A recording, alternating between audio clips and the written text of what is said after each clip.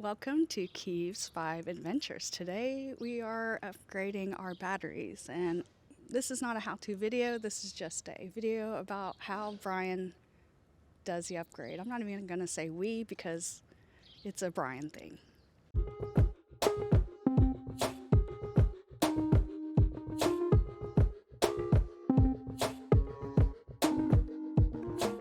Hi, welcome to Keeves 5 Adventures. I'm Charlotte. And I'm Brian. And today we are doing a video on a battery install. We changed out our lead acid to lithium house batteries just to give us a little bit more power.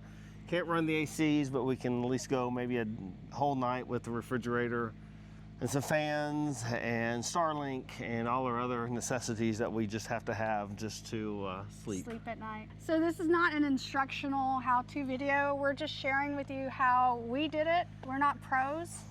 We're not solar installers or anything like that. We do have some knowledge about these systems from our last RV. We had to learn.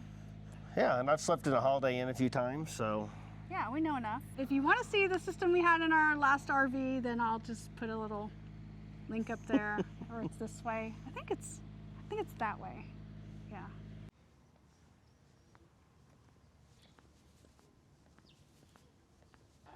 So I want to show our setup. This is the Coach's original 6-volt batteries. There's 4 here, and then we have 2 more here. And these are our chassis batteries, completely separate. So you can see here what these look like after a year, and we've already cleaned all of this twice in the past year. Cleaned it recently, but it is open to the bottom because it is lead acid and it needs to be able to ventilate. As we run down the road, they get very dirty, and there are even rocks in here. All right, first thing we gotta do is turn off batteries.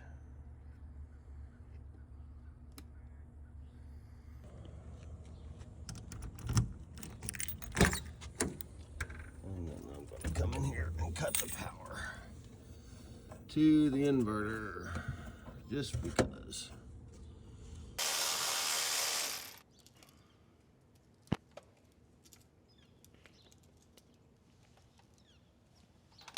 Don't know a whole lot about it, but I do know that we learned that we need a different BIM for lithium, and we're going to be replacing this BIM with a lithium battery isolation manager. This is called a battery isolation manager. The one that's in there is only good for lead acid. This one is good for lithium. This is what regulates power going from the house batteries to the chassis batteries. So batteries coach, batteries chassis, and so this has to be replaced, or you put lithium in here and it fries it. So we're going to take this off. Anybody in the market for a lead acid BIM, hit me up. Pay for shipping, I'll send it to you. Free.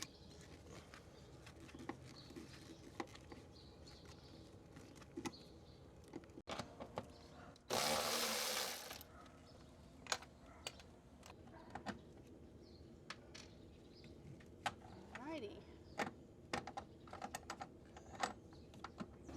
Alright, so he has this out, and we have to change these things out. So is that an 8 or a 10 millimeter? 3/8. A 3/8, okay. And that's pretty much just a swap out. We'll soon.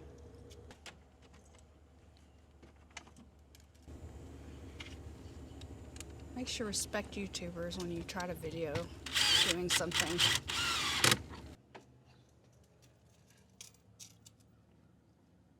It looks completed.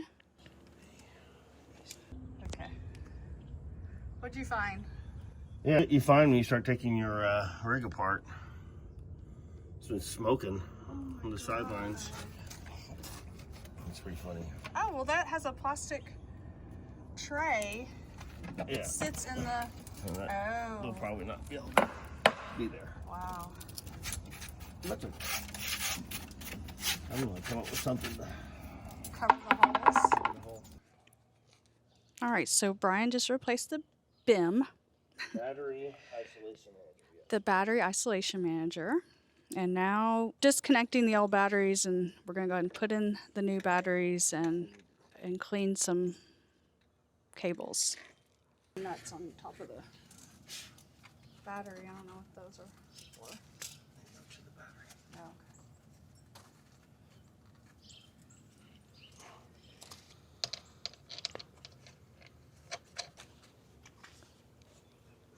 okay. Nice back lift. Oh yeah. We got all kinds of rocks in here. I mean, it's just crazy. This is why we chose the Renogy battery. It's waterproof and dustproof. So there you go. Brian has decided to go for batteries 1 and 2 and see if new batteries 1 and 2 will fit. And it's corroded and They'll fit. It's just how I'm gonna do it. I mean, they're not as tall, so that's going to help, I think. They're definitely shorter, as you can see here.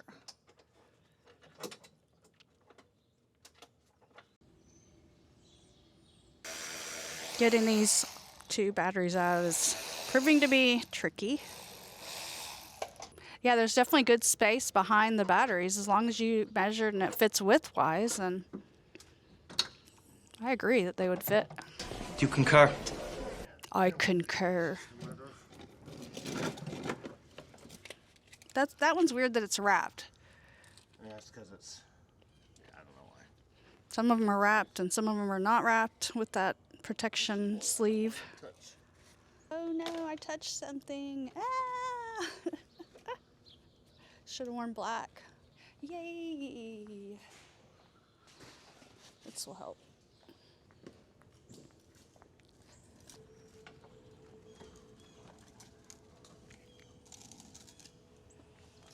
Oh, you freed the battery.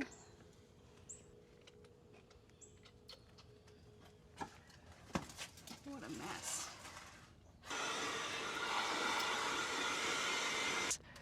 Flip this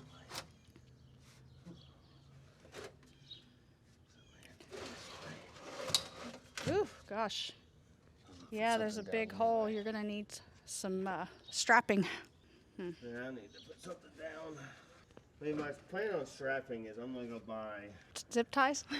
Isn't that what? Well, you know, we have those big black, the 3-foot long zip ties. We have huge zip ties, and the reason we have those is our awning snapped on our old RV, and we kept them because we thought that's what we would use to strap an awning arm in if we ever had to do it again. So this is why you keep stuff. You never throw it away because you never know when you may need it. These were some Mudflaps that I bought for the dually that I could never get installed. And I was like, you know what? I may need a big, thick piece of rubber. You know, this is one of the perks of being a part-time RVer. Yeah, just We can keep all this stuff. So I'm just gonna cut that and put it down, and that will give us a nice rubber base.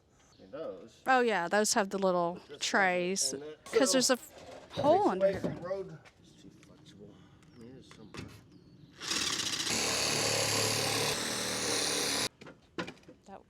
Look at that. Yeah.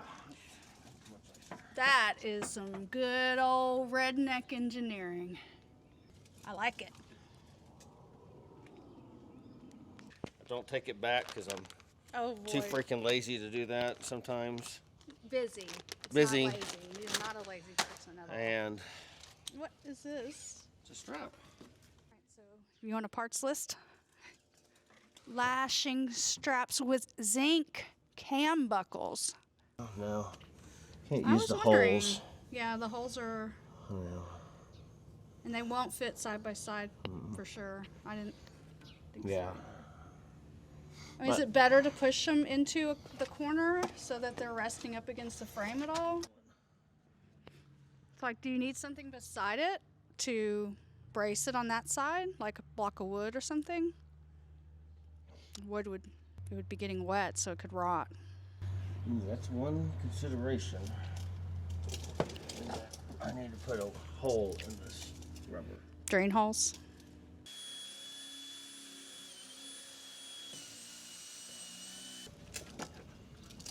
Let's cut that. These batteries are fitting in the little plastic trays, so that will protect them from under here where there are holes. Oops. All right, now that Brian feels good that these are going to fit and they are very strongly mounted, he's going to remove the last two batteries.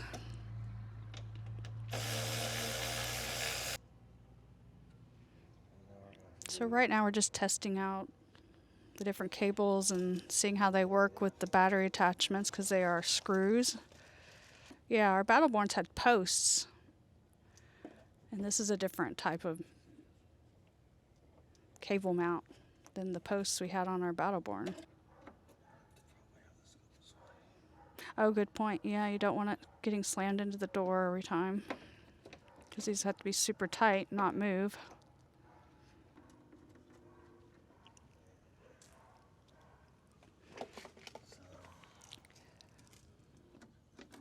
It is definitely hard to get these things all lined up on these tiny little posts. So, what's the process of starting things back up? Turn it on. Well, it won't be plugged into power, so you won't have that. It's just going to run its DC systems. Let's turn the inverter on first. Like you said, we're not charged. The inverter's not going because we're not. Well, the inverter would go because The inverter would go. You're right. the solar panel's on and it's hooked up to batteries. Turn these on. And I would go to the Firefly screen and change that setting. We got power. Yeah, we've got power. Come here to this electrical settings. First is battery type, and we're doing lithium. That's the same, 600 amp hours. We may have to adjust our low battery cutoff. I'm not sure. That's what tells it to stop using from the lithium. That should be able to be much lower. I may call Megawatt for that. Shout out to Megawatt. Hopefully. It's probably finding them. Finding them, found them right there. Love it. 100%. Are we drawing anything? Yeah, so we have a negative draw right now. And I hear We have 30. Water dehumidifiers running in the back. We have 30 hours in our current state. Drawing 1 amp basically. 30 hours. More batteries! I know, we need 2 more. Woohoo! You did it, babe! Batteries. Let's just see if I, need to do that. Okay. For the solar For controller? the solar controller. Okay, so we have 2 places that we need to change in here. Hit that microwave. I'm just kind of curious what would happen. Okay. Is there anything in there that would fry?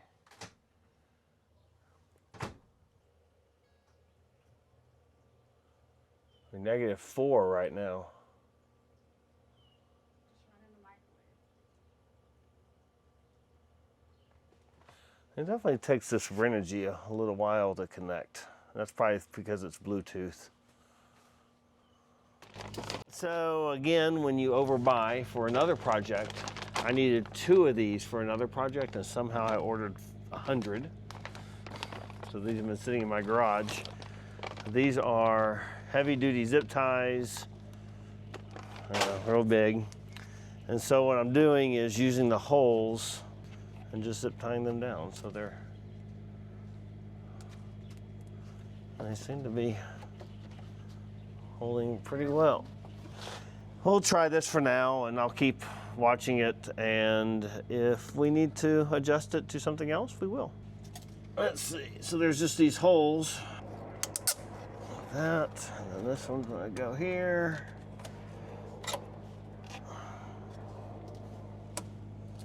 This will go here. And this works well if you have some vice grips. Pull it tight. Now, come on. There it goes.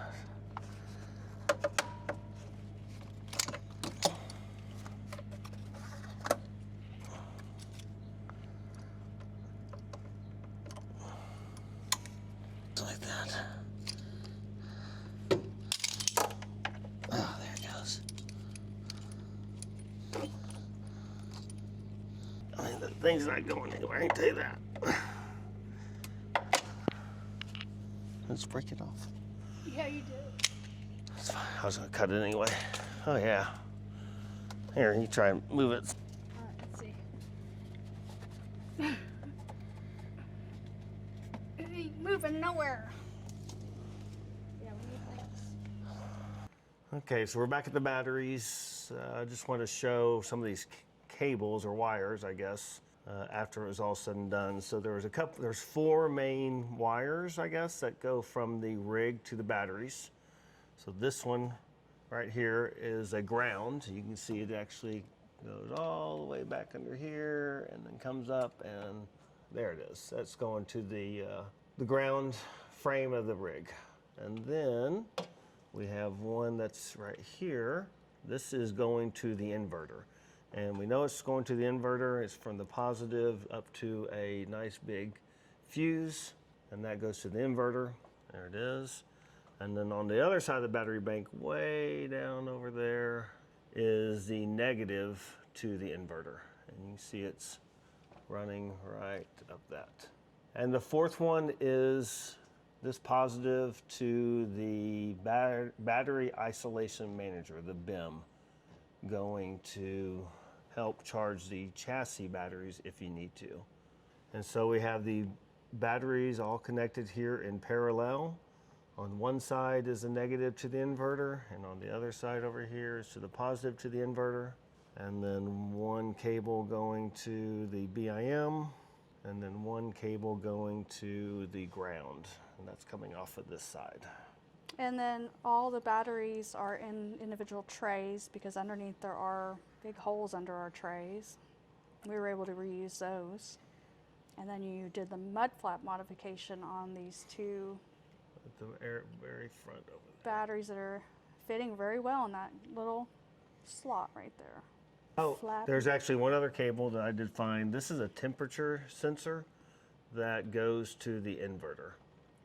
So here is the Renogy one. You want to pull it out? We just kind of have it sitting in here. Just have it sitting in here. I put a little block on it so I could mount it somewhere if I wanted to with some command strips. I'm not really impressed with it because right now it's actually only showing 1 battery.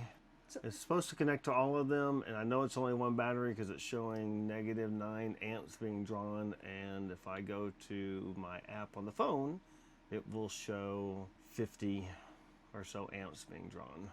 There's that little switch, so if you had it mounted, you could turn off the screen. And it's just plugged in using a USB-C cable, or I can connect it directly to batteries if I wanted to. That's what those little... If you want to see this in real time, I'm going to restart it and see if it will reconnect to those batteries. I don't know why it's not. Renogy 1 core. 1 core. So now it's showing all of the batteries at once. 56. That's about what we've been drawing. So hit the battery button. Is that where you see? Yeah, I mean, just showing. So it's showing total maximum capacity of 653. So that's the total. That's how I know that it's seeing all 6. And all of them are at, about 70%. 69, 69, 67, 72. Maximum capacity. Oops. Oh. That's cool. drawing about 10 amps. Go all the way up. So it shows battery. Oh, each cell. It shows each cell, and I think it shows how many volts are in each cell. And it's about 60 degrees. And I've gone down there a couple of times to check to see if we have any hot spots, and everything's around 60 degrees. And I just have it simply in here because we have some outlets back there.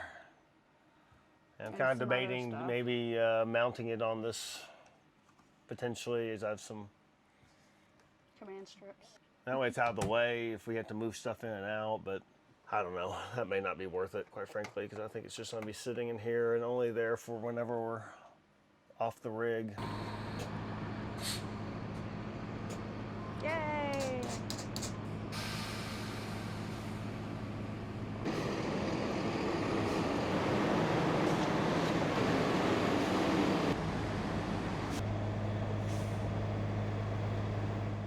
We wanted to, I guess, just kind of talk about our battery install and why we went with the Renogy batteries.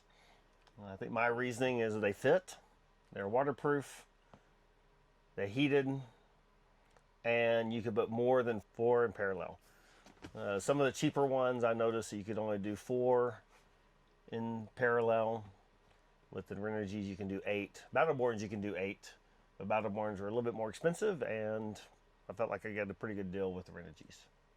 Yeah, because we didn't want to go with we would have loved to go with Battleborn, which are the most expensive, and then we could have gone with what was the Redodos were the really cheap ones. Yeah. The Lifetimes were the really inexpensive ones. I shouldn't say cheap, inexpensive. And I just did some reviews, and I just didn't really find any bad reviews from.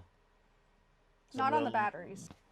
I mean, been around 15 years in the battery business, so they've been around for a while, and just felt really comfortable. But now we'll see. In 2 weeks since we've done it, I guess, we have run the batteries off and on just to check it out, and I've not seen any problems. For what we need, we're not drawing any big amps off of them, so. No, we're not running the AC or any kind of heater. I mean, our heater is run from the DC. I mean, from the diesel burner, so it's not using.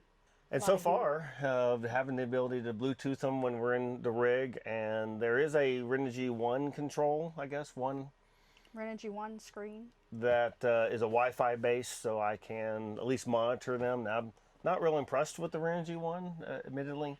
Seems very slow in its communication to the batteries, but I think that's just for when we are off-site and we're boondocking, and I just want to make sure that we're not at 15% or something like that. Yeah. That we can at least monitor that. But other than that, I've been really happy. They're easy to set up. Did have to charge them when we got them, which is what you have to do with all batteries that you get in the mail because they don't come charged. Yeah, I guess I'll show what the charger looks like, and we'll have a link for all the products that we use for this install in the description below. So you can go and click on them. We got everything on Amazon, and we are an affiliate, so we would make like cup of coffee, a percent. I mean, pennies. But anything you want to give us, if you click the link, would help fund this video. But overall, easy application. I mean, I did buy some new wires versus using the existing ones just because I wanted to have everything consistent and quite frankly look good and just be very and easy. The old wires had so much corrosion on them.